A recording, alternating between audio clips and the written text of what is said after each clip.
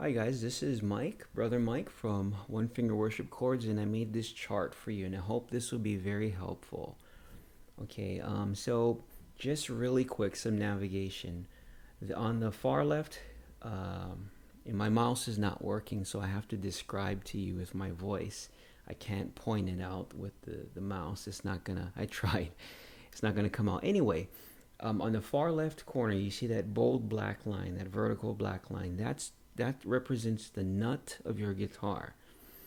That empty space on the left, that is where your headstock would be. That's where your guitar logo would be on your headstock, the tuning posts, and the tuning keys. Your strings would be wrapping around the post on the left side. So that's the perspective of how you're looking at your guitar.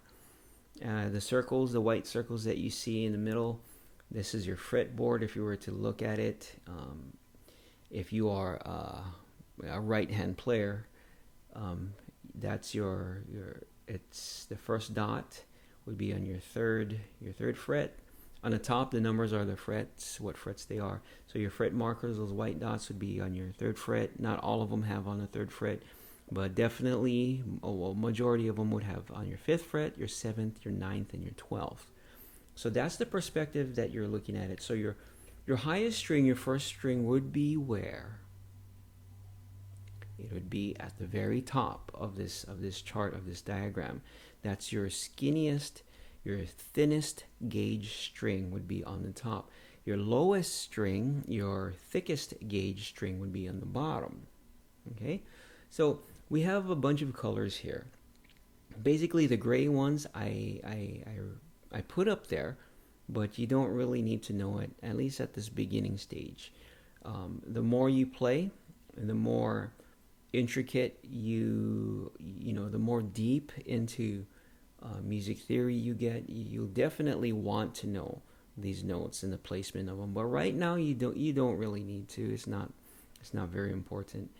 Let me see. Also, let me see that the blue. Let's talk about the blue. The color blue. That's your lowest string. Those are the target notes that are very important for you to memorize. And the orange is your fifth string, your A string. Those are the target notes that you definitely want to put into your memory. Okay, that red dot, that red note, that marker right there, and the reason why that's in quotations is because that's not an actual D note, and that's an A, as an A note. But don't let it confuse you, because I would rather you associate that marker right there, that red one, on the third string, second fret, as a D, because that's what I want you to associate your brain with. When you fret that and you play all six strings, you're going to be playing a D chord. I mean, you're playing an A note right there, but it still is okay, because there's an A note in the D chord. You don't have to know that is an A at this point, so just think of it as a D. Okay, so these are your target notes, and the reason why you need to know and you need to put this into memory. Eventually, over time, don't stress out about it. Do things slowly, but you would want to know all the blues and the oranges, and of course the red. You already know that. That's really easy, because that's your target notes, and that will also in turn tell you how to play that chord. Okay, so let's do the orange first. Okay, well, first of all, if you look, I didn't label every single note on there. If you look, that there are spaces in between the notes. So if you look at your orange D and C, or C and D, there's a space between the orange C and the orange D. And what note is that? I'm sure you could figure that out. Okay, so that's a note that's in between. That could either be called your C sharp or your D flat. Okay, so if you look at the space in between your orange A and your B, that could be called, that note that I didn't label, it could be called your A sharp or your B flat. I just didn't want to pack this thing with too much information that you would become overwhelmed. And we really don't 95 or even more percent of the time, we won't be really targeting those notes, and we won't be playing any chords with like that anyway. So the blues and the oranges are what the more you put this into memory, the faster and the easier it will get. These are just the necessary practical things that the minimal things that we need to know about music theory in order to play, even in the simple style that we play here. Okay, now, so when you look at a target note, okay, let's pick a very important chord that we're going to be playing a lot. A G chord. Okay, so if you look at this chart and you imagine, how would you play a G chord? Okay, so G is your target note. Okay, so most of, let me see, 1, 2, 3, 4, 5, 6, 7, 8. Wait, 1, 2, 3, 4, 5, 6, 7. 7 chords that you're going to be playing is going to be using the arc technique. And if you remember what the arc technique is, you take your target note, no matter what note it is, whether it be blue or orange. You take your target note, you're going to play that target note, you're going to fret it. And then the string under it is you're going to mute that string. And the strings higher than the string that you're muting, you're going to just ring out and let play. So that's why this is called one finger worship chords. You basically are playing that note, muting the string under it, and letting the other strings ring out. Okay, that's the arc technique. Also, you remember we play also a reverse arc technique. Okay, but before I talk about that, let's go back to the G. How would you play your G on this chart on your guitar? You would use your lowest string. And that's the blues. Okay, you find your blue G. It's right there on the 5th fret, lowest string. So you would target that note. That's your G. Play it. Mute the string under it, which is the entire 5th string, which is the entire A string, and then you would play the other strings ringing out. So that's how you would play your G. Okay, that's the same way you would play your E minor. You look at your blue E. Look at your blue E. That's the 2nd fret on your lowest string. You would play that note using the arc technique. You would mute the string under it, which is the 5th string, the entire 5th string. You wouldn't play. You would mute it, and then you would let the other higher strings ring out. Okay, so that would be your E minor. How would you play an F? Same thing, arc technique. Target the F, which is the 3rd, your blue F, which is the 3rd fret. Play that note. Mute the string under it, which is the A string or your 5th string, and let the rest play out. Okay, so if you were to target notes on the 5th string, let's look at your C, for example. It's on your 3rd fret, your orange C. You would play that note, target it, and the string under it, you would mute, and then you'd play the 3 higher strings. Okay, so that's orange C, 3rd fret, play. Mute the string under it, which is it's a higher D string, and then let the 3 highest strings ring out. Okay, so that will be your C. And give you one more example. Let's look at the D, your orange D. That's the second method, the second way of playing a D. The first one would be the red D that you see up there. Just fretting that note. Don't mute anything, and just fret that note. Play all 6 strings. That's a big, giant, nice sounding D. So the second way of playing your D is you look at your fifth string on the 5th fret. That's your target note. That's your D. You would play that. You would let the string under it be muted, and then the 3 higher strings you would ring out. You would play, and that's your D.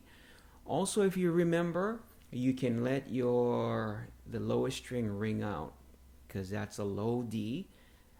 D's match with D's, and that's your root note is your lowest note. So it would sound better if you let that ring out. So that's your second way. Now, when you look at your blue A and your blue B, okay, now these are the 2 target notes and your chords that are going to be using your reverse arc technique. So that's, if you remember what the reverse arc technique is. So let's look at the blue A. Okay, it's on the 7th fret, the lowest string, your 6th string. So reverse arc is you're going to play that A, and everything is on the 7th fret. The string under it, you're going to press down on that string too. And the string under that, you're going to press down. So you're going to be fretting all on the 7th fret. You're going to be playing your target A, the string under it, which is an E note, okay, and the note under that, which is another A, it's a higher A. So you're going to play 7th fret, going from lowest string to highest. You're going to play your target A, you're going to play, 5th string, play, 4th string, play. Okay, so the 3 bottom strings, the 3 lowest strings, you're going to be fretting those notes. 3rd string, mute. And 2nd and 1st string ring out. Okay, that is your reverse arc. Okay, so that would be your A major or A minor. Why is that? If you remember, in the music theory module, whenever we mute the 3rd string, the 3rd string is where we play the 3rd of the chord. If there is no 3rd of the chord, there is no defining, there's nothing to define if it's a major or a minor chord. So it would fit both, and that is a good thing. I know that was a whole bunch of music things, and if you don't understand that fully, don't worry about it. You know, just keep watching the modules and you will. And you don't have to know how a car works to drive a car. You don't need to know how every piece of music theory works to play guitar. You just have to play it, and if it sounds good. Okay, so if you look at your blue B, that is another chord. That's usually how we play your B minor, and again, that could pass for a B too. But using if you target the B and use your reverse arc, and this is all on the 9th fret, you're going to play 6th string, play 5th string, 9th fret, 6th, 5th, and 4th, your 3 lowest strings, you're going to be fretting target B and the 2 notes under it, all on the 9th fret. You're going to play. On your 3rd string, you're going to mute, and the 2 high strings you're going to ring out, and that will be your B or your B major or your B flat. Okay, so just take it one step at a time and put these into your memory. And it's going to be very difficult if you're just looking at a piece, this chart here. What I need you to do is take it a chunk by chunk, a small amount, and put them into memory. You can just do all the blues, just say for that example. Take one blue at a time and know where your target notes are, the blue notes, your lowest string, and just stop for the whole day if you want to, and just just let that go into your mind, and pick up your guitar, and you got to apply it, because just memorizing this, because your guitar does not look like this exactly, and it's going to be hard to translate the information from looking at the chart and playing guitar. So you gotta take what this chart is, and you gotta start applying it into your playing. And when you do that, your eyes are looking at your guitar. You're going to use your fingers. You're going to use your eyes. You're going to be concentrating. You're going to have that concentration. You're going to be hearing what you're playing, and even say it. Use your voice and say G. If you're playing a D, your target note E, F, G, F sharp, G, A, B. The more you incorporate all of your senses, the more it'll be ingrained into your memory. So that's what I tell my children when we go over home, our lessons at home, their school. The more that they don't just look at things, I always say, and I tell that I remind myself, look at it, point to it, say it, listen to yourself say it, concentrate, and then repeat. Do it over and over again, and then apply. And that way you do that, and you repeat that. You repeat your application. You'll burn it into your mind, and it'll be there. It'll be stuck, and you'll be able to pull it out at any time. So apply, and if you have any questions about anything, about this chart, or about anything, the best way to contact me is if you click the link, you'll take you to my website. On the home page, at the bottom of the home page, you will see the contact form. That is an excellent way to contact me. Also, a very, very helpful thing that I try to think about and set up for all of us. A good communication is the Facebook group, the One Finger Worship Chords group. It's a closed group, so it's members only. So if you haven't joined, please go ahead and go in your search bar on Facebook, type in One Finger Worship Chords, find the group, and request to join, and I will let you in because it is a members only closed group. And this is where we are a community now, and this is where you get to interact with me, ask me questions. I'm not always on Facebook. I'm not tied to it continually, but if you leave it there, I will get to it eventually. And you get to interact with me, and you get to interact with the other students too that are learning just like you. Feel free to post any questions, either in type or even video. This is you playing, and just show an example of you playing, and go ahead and post it. Anyone can post in the group. I will filter it, however, and I will. You can post anything about playing, OFWC, things that we're learning, or even about the Bible and about God. But I will filter it out, and to keep us on track, so we don't get distracted by other things. And just please don't get any, no hurt feelings if I don't post your thing. Just for the sake of time and continuity and unity, so we're all moving forward together. Feel free to, again, pray about it, and I will pray as a moderator what to put up and what not to. And but feel free to ask questions to me, to each other. Post videos about One Finger Worship Chords, whatever you're learning, whatever you're having difficulty with, or even biblical things. We want to grow strong in our walks together also. And again, I will just use my discernment and filter out things. And it doesn't mean if I don't post your things that something is wrong. But if I believe, however, it is biblically wrong, I will message you and let you know that, and I'll let you know, and I'll let you know why. Because that's what we're supposed to do as Christians. And I am a Bible teacher, and I am not infallible, but the things that are clear in Scripture, I have to stick to, and that's what I'm here for. So thank you for listening, and take it one step at a time, and contact me if you have any questions, and continue to learn and apply and grow. And thank you, and I look forward to communicating with you soon. God bless.